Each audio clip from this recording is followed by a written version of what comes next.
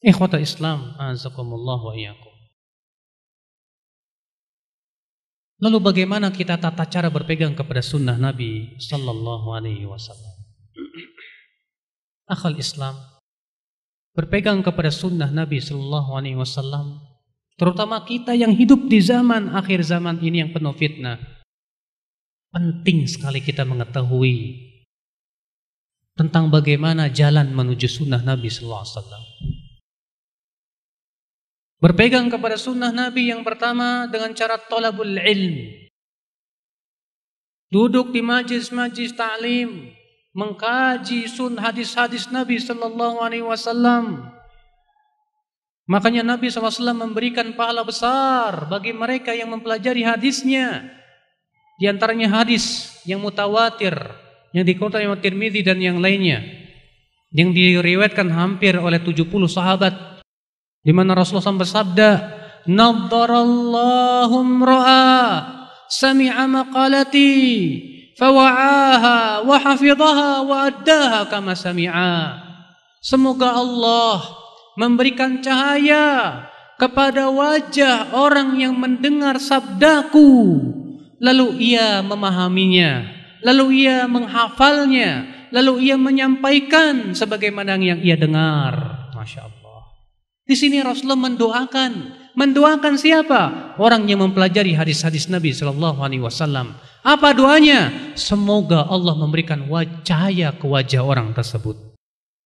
Orang yang mendengarkan sabda Nabi sallallahu alaihi wasallam. Doa yang agung ya akhwat Islam, azakumullah wa iyyakum. Makanya Rasulullah sallallahu alaihi wasallam menganjurkan para sahabat menyebarkan hadis Nabi sallallahu alaihi wasallam. Kata Rasulullah, tasma'un wa yusma'u minkum wa yusma'u mimman yasma'u minkum.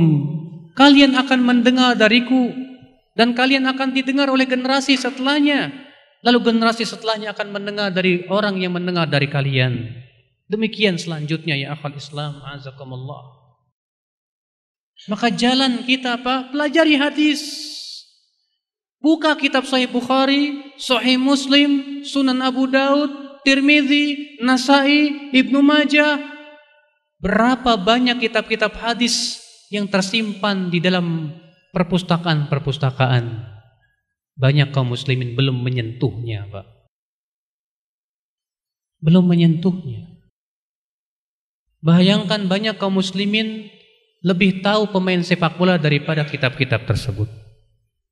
Kalau ditanya siapa Imam Bukhari, tidak tahu. Siapa Imam Abu Daud, tidak tahu. Tapi kalau ditanya siapa Ruud Gullit, oh tahu. Kalau ditanya siapa Ronaldo, tahu. Sayang, seribu sayang. Pelajari hadis Nabi sallallahu alaihi wasallam. Karena dengan mempelajari hadis-hadis Nabi itulah kita akan mengetahui apa? Sunnah Rasulullah sallallahu alaihi wasallam. Tapi ingat, kata para ulama, belajar hadis harus talaki, harus kepada guru yang mumpuni, Pak. Kenapa demikian? Pertama, karena tidak semua hadis sahih sampai kepada kita. Ternyata ada yang sahih, ada yang hasan, ada yang lemah, bahkan ada yang palsu, Pak. Bahkan Rasulullah SAW sudah bersabda apa? Man kadzaba alayya muta'ammidan, man kadzaba alayya muta'ammidan falyatabawwa maq'adahu minan nar, kata Rasulullah. Siapa yang berdusta atas namaku dengan sengaja, maka hendaklah ia mempersiapkan tempat duduknya dalam api neraka. Dan Rasulullah sudah mengabarkan pula akan adanya orang-orang yang akan berdusta atas nama Rasulullah, sebagaimana Imam Muslim meriwayatkan dalam muqaddimah sahihnya. Maka dari itulah ya akhi azakumullah, tidak semua hadis sahih. Bahkan terkadang di Indonesia hadis palsu yang tersebar. Kenapa? Karena dahulu di zaman Belanda yang dimasukkan kitab-kitab yang memang merupakan gudangnya hadis dhaif dan palsu. Ikhwatul Islam, azakumullah. Apa bahayanya kita meriwayatkan hadis yang palsu ya akhi? Bahaya sekali. Yang pertama, kita berdusta atas nama Rasulullah SAW, dan itu dosa besar. Yang kedua, kita mengada-ngada dalam agama sesuatu yang tidak pernah dicontohkan oleh Rasulullah SAW. Berarti kita memasukkan ke dalam Islam sesuatu yang bukan dari Islam, karena hadis yang palsu. Yang ketiga, hadis-hadis palsu itu merusak kesempurnaan Islam, sehingga akhirnya kesempurnaan Islam pun tercoreng dan terluka karena hadis-hadis yang palsu. Makanya orang-orang orientalis begitu rajin, Pak, menyebarkan hadis yang palsu di tengah kaum muslimin supaya agama Islam ini rusak dan hancur. Naam akhal Islam, azakumullah. Di zaman ini kita lihat hadis palsu berseliweran. Hadis tentang batu akik, hadis-hadis yang diriwayatkan tentang keutamaan batu akik semuanya palsu, kata para ulama. Di Indonesia batu akik itu lagi ngetren ya, Pak. Iya. Hadis tentang batu akik palsu. Semua hadis Nabi Shallallahu Alaihi Wasallam yang menyebutkan tentang siapa yang namanya Muhammad tidak akan masuk neraka, palsu. Ada juga hadis yang mengatakan melihat ke wajah yang cantik itu ibadah. Ada, Pak, hadisnya palsu. Iya. Adalah juga hadis yang mengatakan idza asanta dzan bil hajar nafa'ak. Kalau kamu berbaik sangka ke batu, bermanfaat buat kamu itu batu. Palsu. Banyak lagi tentang ibadah-ibadah yang banyak kaum muslimin lakukan. Banyak yang palsu. Salat raghaib, semua ulama Ahlussunnah mengatakan palsu. Demikian pula salat nisfu Sya'ban, kata Imam Nawawi, juga palsu. Demikian pula banyak sekali, Pak, kalau kita lihat. Dan itu ternyata laris di tengah-tengah kaum muslimin. Maka dari itu ya akhi, belajar hadis harus kepada seorang yang ahli di bidangnya, supaya antum selamat. Apakah ini sahih, apa dhaif, atau apa? Bahkan palsu, Pak. Hati-hati. Jangan sampai kita beribadah berdasarkan hadis yang lemah. Jangan sampai kita berakidah berdasarkan hadis yang tidak sahih. Jangan sampai. Yang kedua, kenapa kita harus talaki kepada seorang yang ahlinya? Karena suatu hadis walaupun sahih, belum tentu pemahamannya sahih. Karena untuk memahami suatu hadis, yang harus dilakukan apa? Yang pertama harus mengumpulkan semua matan-matan dan jalan-jalannya, supaya menjadi jelas apa maksud hadis tersebut. Makanya Syu'bah bin Al-Hajjaj berkata apa? Al-bab idza lam yujma' turuquhu lam yatabayyan muraduhu. Hadis apabila tidak dikumpulkan jalan-jalannya semua, belum jelas ini bagaimana status hadis ini. Belum jelas bagaimana pemahaman hadis tersebut. Terkadang hadis kelihatannya sahih, ternyata setelah diperiksa hadis itu sudah mansukh hukumnya, sudah dihapus. Atau ternyata ada hadis lain yang lebih sahih. Atau ternyata hadis tersebut syadz, atau yang lainnya. Tentu hanya orang-orang yang ahli di bidangnya yang mengetahui. Makanya ya akhi, belajar hadis tidak bisa otodidak. Antum ambil Bulughul Maram dibaca sendiri, puyeng antum. Karena tidak semua hadis sahih. Tidak semua yang ada dalam Bulughul Maram sahih. Banyak pula yang dhaif. Ikhwatul Islam, a'azakumullah wa iyyakum. Nah ini akhi, latih untuk mengetahui sunnah Nabi, pelajari hadis Nabi SAW. Ini cara yang sangat efektif, yaitu mempelajari hadis-hadis Nabi SAW. Buka kitab Sahih Bukhari, Muslim, Abu Daud, Tirmidzi, Nasai, Ibnu Majah.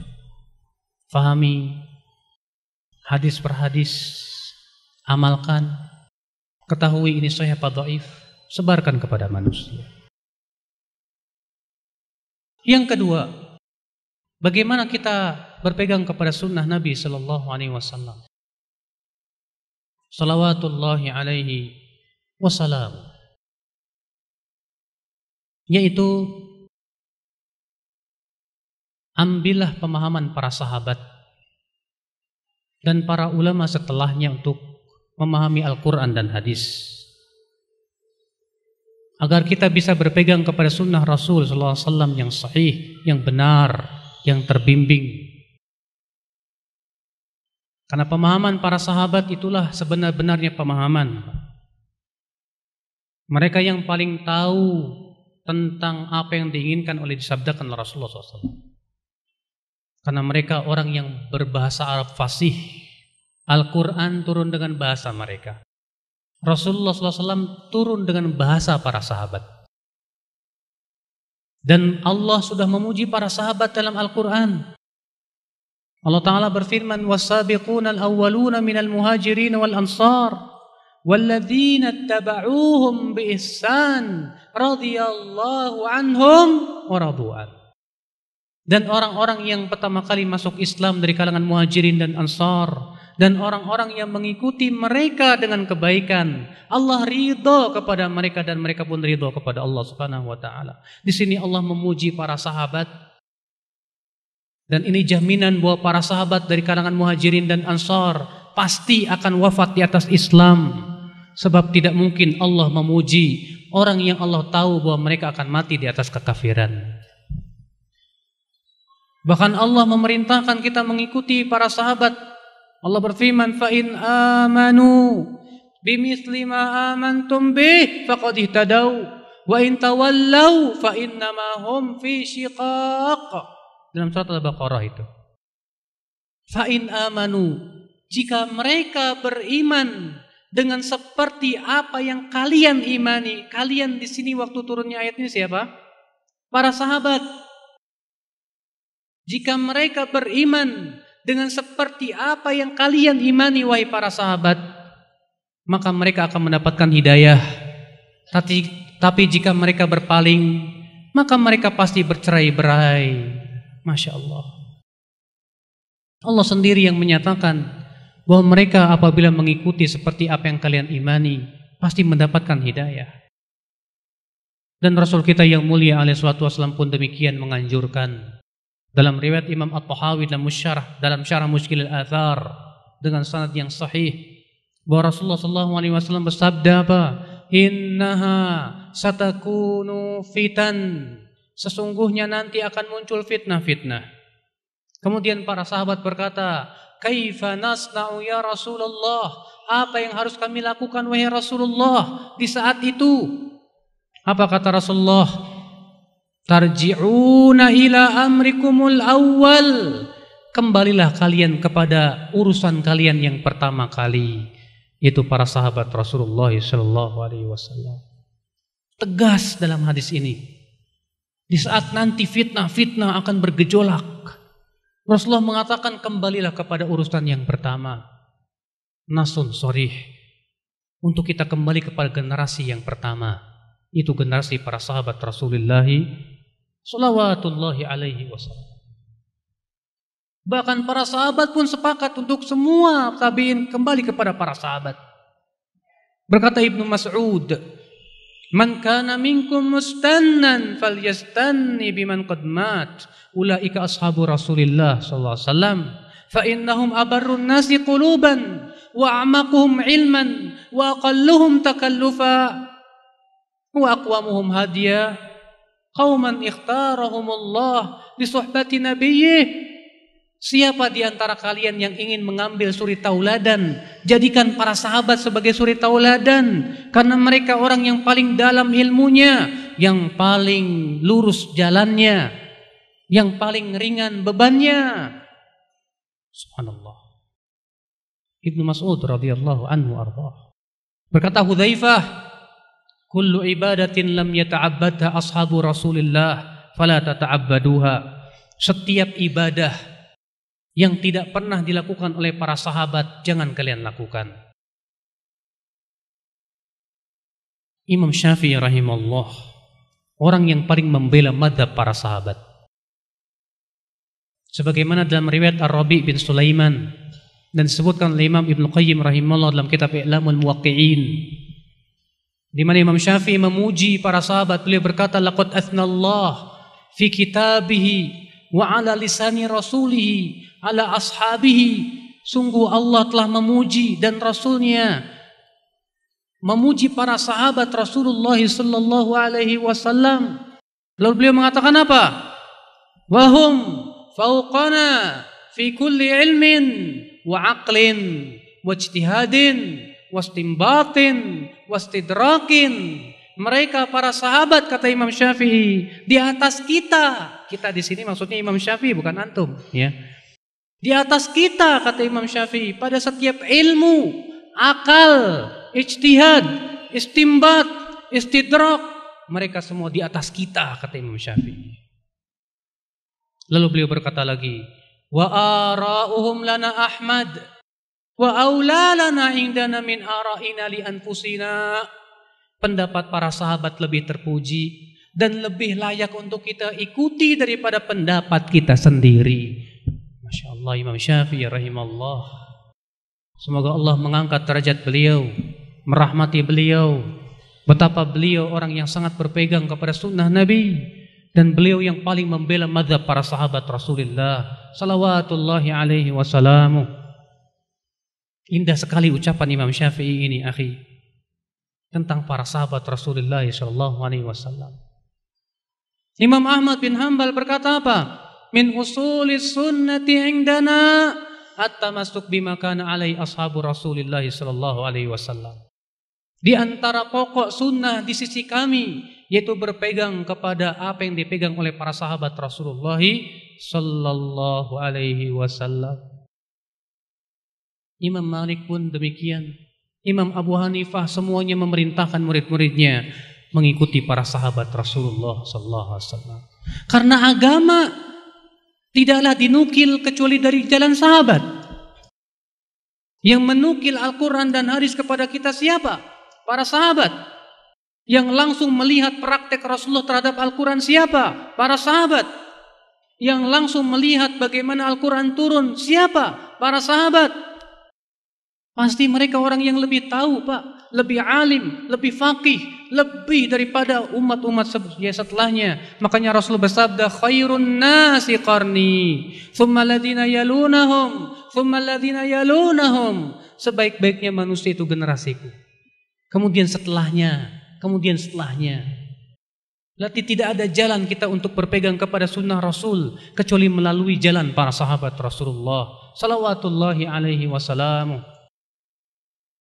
Kemudian kita mengikuti para ulama setelahnya.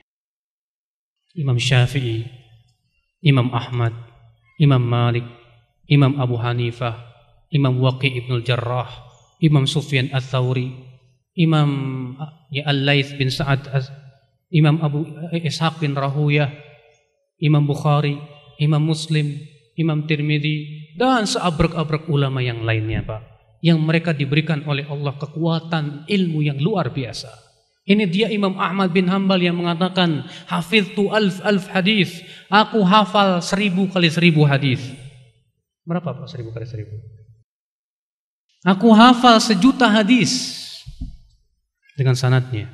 Imam Bukhari yang mengatakan, aku hafal 700.000 hadis dengan sanadnya. Luar biasa. Hafalan mereka luar biasa. Mereka para ulama yang sangat dalam ilmunya, Pak. Maka jadikan mereka sebagai penunduk jalan kepada Al-Quran dan hadis Nabi sallallahu alaihi wasallam. Jadikan mereka sebagai pedoman kita untuk memahami Al-Quran dan hadis Nabi sallallahu alaihi wasallam, Bapak sekalian. Naam. Ikhwata Islam, azakumullah wa iyyakum. Tidak mungkin kita berpegang kepada sunnah Nabi kecuali melalui jalan mereka, Bapak sekalian. Maka siapa yang ingin berpegang kepada sunnah Nabi, pahamilah sunnah Nabi SAW sesuai dengan pemahaman mereka.